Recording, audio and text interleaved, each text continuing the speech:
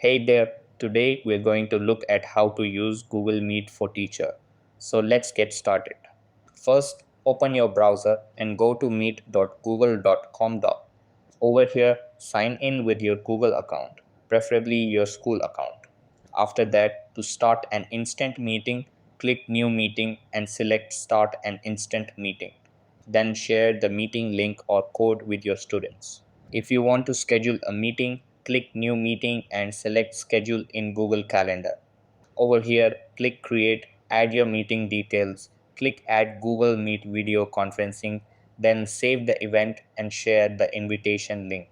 After that, during the meeting, use the host controls in the bottom right corner to manage students' permissions. Then click Present Now to share your screen, window, or tab.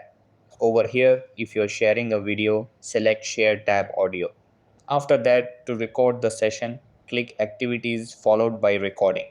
Then, when the class is over, click End Call to close the session for everyone. And that wraps it up. Appreciate you watching. See you in the next.